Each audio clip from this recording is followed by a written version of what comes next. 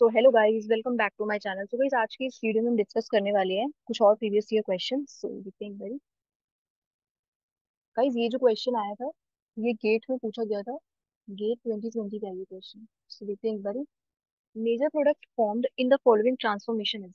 सो यहाँ पर हमें प्रिडिक्ट करना है मेजर प्रोडक्ट, और इस टाइप से हमारे पास कुछ ऑप्शंस गिवन है।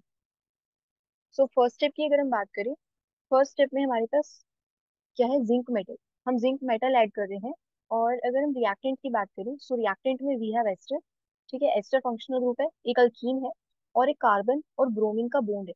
ठीक है। सो कहीं पर भी अगर कार्बन और हेलोजन का बॉन्ड हो और हम जिंक ऐड कर रहे हैं उस रिएक्शन में, सो यहाँ पर क्या होता है? इंसर्शन होता है। ठीक है, ये जो जिंक मेटल है ये इंसर्ट हो जाएगा इस कार्बन हेलोजन बॉन्ड के बीच में। बिकॉज ये बॉन्ड कैसा है? Polar, due to electronegativity difference. ये जो बॉन्ड है ये कैसा है? पोलर है।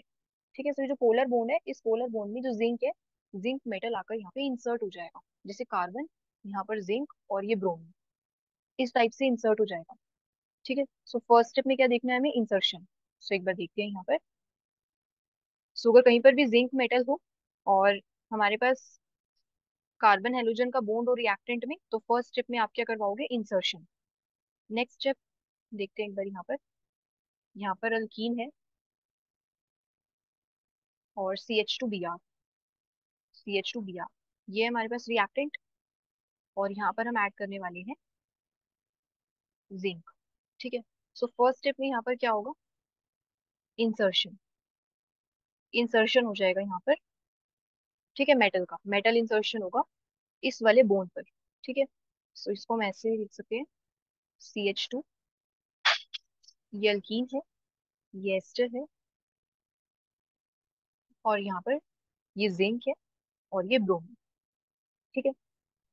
सो अब देखो एक चीज, यहाँ पर ही हमने क्या ऐड किया है? जिंक मेटल ना। अब ये जिंक मेटल कैसा होता है? ये जो जिंक मेटल है बेसिकली, ये कैसा होता है? जैसे आपने ग्रिग्नार्ड रिएजेंट देखा होगा।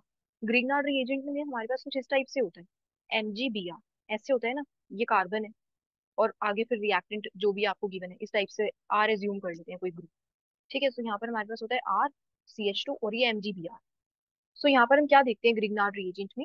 जो मैग्नीशियम है, मैग्नीशियम के ऊपर रहता है पॉजिटिव चार्ज, डेल पॉजिटिव, और कार्बन के ऊपर रहता है नेगेटिव चार्ज। ठीक है, बिकॉज मैग्नीशियम मेटल है, इसके ऊपर आएगा पॉजिटिव चार्ज। इसी टाइप से आप देखो यहाँ पर क्या देख सकते हो? जो जिंक है, जिंक क्या है? एक ट्रांजिशन मेटल है, और मेटल के ऊपर आता है पॉजिटिव चार्ज। सो यहाँ पर आएगा डेल पॉजिटिव। और ये जो कार्बन है, ये इसके ऊपर आएगा डेल नेगेटिव चार्ज। सो यहाँ पर आप क्या देख रहे हो कि जैसे ग्रिग्नार्ड रिएजेंट में ये किसका वर्क करता है? ये जो कार्बन है इसके ऊपर नेगेटिव चार्ज है ना, सो ये किसका वर्क करेगी? न्यूक्लियोफाइल का। ठीक है। सो यहाँ पर ये न्यूक्लियोफाइल हो गया। इसी टाइप से आप देख सकते हो ये जो नेगेटिव चार्ज आया है इस कार्बन पर, ये भी कैसी है? न्यूक्लियोफिलिक। ठीक है, ये भी कैसी है? न्यूक्लियोफिलिक। सो यहाँ पर हम क्या देख सकते हैं कि हमारे पास न्यूक्लियोफाइल आ गया रिएक्शन का। ठीक है, so this is the nucleophile. ये न्यूक्लियोफाइल हो गया। अब देखो ये न्यूक्लियोफाइल है तो इसके ऊपर क्या रहेगा? Negative charge. ठीक है, इसके ऊपर रहेगा नेगेटिव चार्ज। अब ये नेगेटिव चार्ज कहाँ पर अटैक कर सकता है? ठीक है, ये जो नेगेटिव चार्ज है, और इसको आप ऐसे लिख सकते हो। सो यहाँ पर हमारे पास ये CH2, और यहाँ पर है ZnBr, और इसके ऊपर है पॉजिटिव चार्ज इस टाइप से। ठीक है। अब ये कहाँ पर अटैक कर सकता है? सो देखो यहाँ पर आप एक चीज देख सकते हो। यहाँ पर ना दो केसेस बनते हैं। जैसे देखो, यहाँ पर एक तो इंट्रामोलिकुलर रिएक्शन हो सकती है, मीन्स ये जो नेगेटिव चार्ज है ये इस एस्टर वाली कार्बन पे अटैक कर दे और ये जो OET वाला ग्रुप है ये निकल जाए। ठीक है, एक तो ये है इंट्रामोलिकुलर रिएक्शन हो सकती है।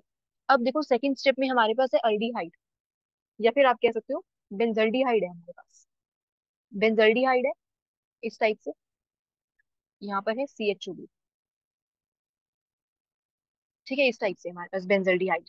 अब देखो यहाँ पर और कैसे रिएक्शन हो सकती है, ये भी तो पॉसिबिलिटी है ना। ये जो नेगेटिव चार्ज है और ये जो अल्डिहाइड वाली कार्बन है, ये यहाँ पर अटैक कर दे इस टाइप से, यहाँ पर अटैक कर दे, ये भी तो पॉसिबिलिटी है। ठीक है, सो रिएक्शन इंट्रामोलिकुलर भी हो सकती है अगर एस्टर वाली कार्बन पे अटैक होता है, और इंटरमोलिकुलर भी हो सकती है। सो अगर आपके पास इस टाइप से दो चॉइस हो ना, एक तो आपका इलेक्ट्रोफाइल इसी रिएक्टेंट में है और न्यूक्लियोफाइल भी इसी में है। ठीक है, सो इस टाइप से ये जो इंट्रामोलिकुलर वाली रिएक्शन है, इसके चांसेस कम है होने की। बिकॉज अगर आपको कोई अलग से इलेक्ट्रोफाइल गिवन है, अब आप देख सकते हो ये जो बेंजल्डिहाइड है, इसकी कार्बन कैसी है? ये इलेक्ट्रोफाइल, इलेक्ट्रोफिलिक है।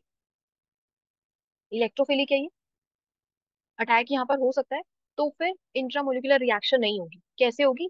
जो आपको सेपरेट एक इलेक्ट्रोफाइल गिवन होगा, हमेशा रिएक्शन उसी के साथ आप करवाओगे। ठीक है। सो आपने इंट्रामोलिकुलर रिएक्शन नहीं करवाया। सो यहाँ पर अगर आपको सेपरेट कोई गिवन है अलग से इलेक्ट्रोफाइल, रिएक्शन उन्हीं से प्रोसीड करती है। ठीक है। सो यहाँ पर ये कहाँ पर अटैक करेगा? इस वाली कार्बन पर, और ये जो कार्बन ऑक्सीजन डबल बॉन्ड है इस टाइप से ओपन हो जाएगा। नेक्स्ट स्टेप में हमारे पास है ये सी एच टू है, और यहाँ पर हमारे पास है ये एस्टर। अब ये जो कार्बन है और ये जो एल्डिहाइड वाली कार्बन है, इन दोनों का बॉन्ड बन जाएगा इस टाइप से। यहाँ पर कार्बन और ऑक्सीजन के ऊपर आएगा नेगेटिव चार्ज, एक हाइड्रोजन है और एक फिनाइल रिंग है। ठीक है, इस टाइप से ये हो गया हमारे पास। अब देखो नेक्स्ट स्टेप में क्या होगा। अब आपको कोई आगे रिएजेंट नहीं गिवन रिएक्शन में, जस्ट आपको एक जिंक मेटल गिवन था और एक बेंजल्डिहाइड था। ठीक है, कोई और रिएजेंट हमने ऐड नहीं किया फर्दर। सो यहाँ पर कैसे रिएक्शन होगी देखो।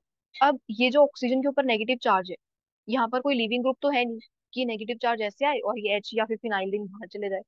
ठीक है, बिकॉज एच और ये जो फिनाइल रिंग है ये कोई अच्छी लिविंग ग्रुप नहीं है। ठीक है, जैसे एस्टर में होता है ना हमारे पास कि ये OET वाला ग्रुप जो है, ये निकल जाता है। ये एसिड क्लोराइड्स होते हैं कि अटैक होगा अगर न्यूक्लियोफाइल का, तो ये जो Cl है ये बाहर चला जाता है इस टाइप से। ठीक है, Cl बाहर चला जाता है। लेकिन अभी वाली रिएक्शन में हमारे पास अल्डिहाइड था। दो केसेस होते हैं, या तो आप इसका वर्कअप करवा दो। ठीक है, जस्ट यहाँ पे आप इसका इस टाइप से वर्कअप करवा दो, एक तो ये है। बट अगर इंट्रामोलिकुलर रिएक्शन प्रोसीड कर सकती है, देन हम वो करवा सकते हैं। इंट्रामोलिकुलर रिएक्शन अगर कोई हो सकती है, पॉसिबल है। ठीक है। सो अब देखो, अब ये हमारे पास क्या है? न्यूक्लियोफाइल। ये न्यूक्लियोफाइल है। अब कोई हम इलेक्ट्रोफाइल बाहर से ऐड नहीं कर रहे। रिएजेंट में आप देख सकते हो कोई हम इलेक्ट्रोफाइल बाहर से ऐड नहीं कर रहे। तो फिर अब यहाँ पर कौन सी रिएक्शन होगी? Intramolecular. Intramolecular. So first step जो हमारा ये वाला था, यहाँ पर हुई थी इंटरमोलिकुलर, बिकॉज इलेक्ट्रोफाइल गिवन था। अब इलेक्ट्रोफाइल नहीं है, सो अब यहाँ पर कौन सी रिएक्शन होगी? इंट्रामोलिकुलर। अब ये जो ऑक्सीजन पे नेगेटिव चार्ज है, ये कहाँ पर अटैक कर सकता है?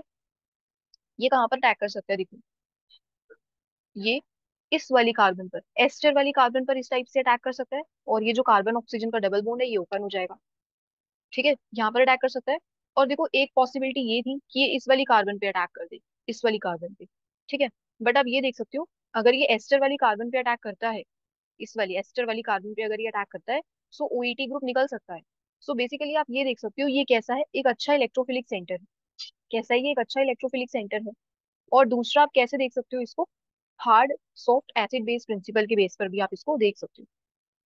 ठीक है, बिकॉज जो ऑक्सीजन पे नेगेटिव चार्ज है ये कैसा है? हार्ड। और ये जो हमारा सेंटर है ये कैसा है? यहाँ पर अगर आप देखो, ये वाला सेंटर, ये यहाँ पर 1 2 3 और ये 4। सो यहाँ पर ये जो ऑक्सीजन पे नेगेटिव चार्ज है ये कैसा है? हार्ड है। Hard nucleophile. So hard nucleophile है। और कौन सी एडिशन होगी यहाँ पर? 1 2 एडिशन। ठीक है, सो यहाँ पर 1 2 एडिशन होगी, तो आप HSAB प्रिंसिपल के बेस पर भी देख सकते हो। ठीक है, सो यहाँ पर ये जब अटैक करेगा नेक्स्ट स्टेप में, CH2, ये कार्बन, ठीक है, ऑक्सीजन पे नेगेटिव चार्ज, ये OET वाला ग्रुप। अब देखो कार्बन और ऑक्सीजन का बॉन्ड बनेगा यहाँ पर। सो ये कार्बन ऑक्सीजन का बॉन्ड, और नेक्स्ट स्टेप में ये CH2, ये कार्बन, और यहाँ पर है एक फिनाइल रिंग। ठीक है, इस टाइप से ये फिनाइल रिंग हो गई। अब नेक्स्ट स्टेप में क्या हो सकता है? नेक्स्ट स्टेप में ये जो OET वाला ग्रुप है, ये नेगेटिव चार्ज यहाँ पर आएगा, और ये जो OET वाला ग्रुप है ये निकल जाएगा। सो यहाँ से OET वाला जो ग्रुप है, इथोक्साइड आयन, बेसिकली यहाँ से बाहर चला जाएगा। सो यहाँ पर हमारे पास CH2 डबल बॉन्ड, कार्बन। अब कार्बन ऑक्सीजन के बीच में यहाँ पर डबल बॉन्ड आ गया, यहाँ पर ऑक्सीजन, और यहाँ पर है हमारे पास फिनाइल ग्रुप। ये बन गया हमारे पास फाइनल प्रोडक्ट। अब आगे कोई रिएक्शन नहीं हो सकती। ठीक है, फर्दर आगे कोई भी रिएक्शन पॉसिबल नहीं है। So this is the final and major product. Major product है बिकॉज आप देख सकते हो ये मेजर प्रोडक्ट क्यों है? बिकॉज हमारी जो रिएक्शन है वो ये इस वाली कार्बन पर नहीं हुई। जैसे भी हमने देखा था ना, 1 4 एडिशन नहीं हुआ। कौन सा एडिशन हुआ है? 1 2 एडिशन। 1 2 एडिशन हुआ है। अगर 1 4 एडिशन होता वो माइनर प्रोडक्ट होता। ठीक है, 1 4 एडिशन वाला माइनर होता। ये जो 1 2 एडिशन वाला है ये मेजर प्रोडक्ट है। सो हमने यहाँ पर इसको कैसे देखा, HSAB प्रिंसिपल के अकॉर्डिंग। ठीक है। सो एक बार अगर हम ऑप्शंस देखते हैं, सो देखो ऑप्शंस में हमारे पास फर्स्ट ऑप्शन की अगर हम बात करें, सो देखो ऑलमोस्ट सिमिलर लग रहे हैं, लेकिन अगर हम देखें सही से इस ऑप्शन को, यहाँ पर देखो इस ऑक्सीजन से क्या कनेक्टेड है, कार्बन, और यहाँ पर है फिनाइल, और यहाँ पर कार्बन, और यहाँ पर है डबल बॉन्ड। ठीक है। सो ऐसे ही देखते हैं, इस ऑक्सीजन के नेक्स्ट वाले कार्बन से फिनाइल रिंग है, और यहाँ पर ऑक्सीजन है, और यहाँ पर है CH2। ठीक है। सो आप देख सकते हो यहाँ पर। सो ये ऑप्शन थोड़ा सा लग रहा है सही, ऑप्शन ए। ठीक है। बी ऑप्शन देखते हैं। बी ऑप्शन में हमारे पास है ये मिथाइल है, और देखो डबल बॉन्ड यहाँ पे रिंग में बन रही है, बट हमारी कैसे बन रही है, रिंग के बाहर ही बन रही है ना। सो ये ऑप्शन तो इनकरेक्ट है। सी ऑप्शन अगर हम देखें, सो देखो सी ऑप्शन में भी डबल बॉन्ड जो है वो इनसाइड द रिंग है, ये भी इनकरेक्ट हो गया। और ऑप्शन डी में देखो यहाँ पर ये एस्टर वाला ग्रुप है। ठीक है। यहाँ पर हमारे पास ये एस्टर वाला ग्रुप है, बट ये एस्टर तो नहीं रहा ना अब ये।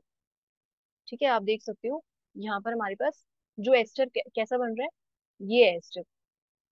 सो ये OET वाला ग्रुप तो यहाँ पे रिमूव हो जाएगा, सो ये ऑप्शन भी इनकरेक्ट है। ठीक है। सो यहाँ पर हमें साइक्लिक एस्टर का फॉर्मेशन मिल रहा है फाइनल प्रोडक्ट में। ठीक है। साइक्लिक एस्टर मिल रहा है हमें, और यहाँ पर ये जो COET वाला ग्रुप है ये तो इनकरेक्ट है। ठीक है। So option A is the correct answer guys. ठीक है। ऑप्शन ए जो है यही करेक्ट है। ठीक है। So that's all guys. So all right, so option A जो है यही करेक्ट आंसर है guys. So that's all for today, and thank you so much for watching.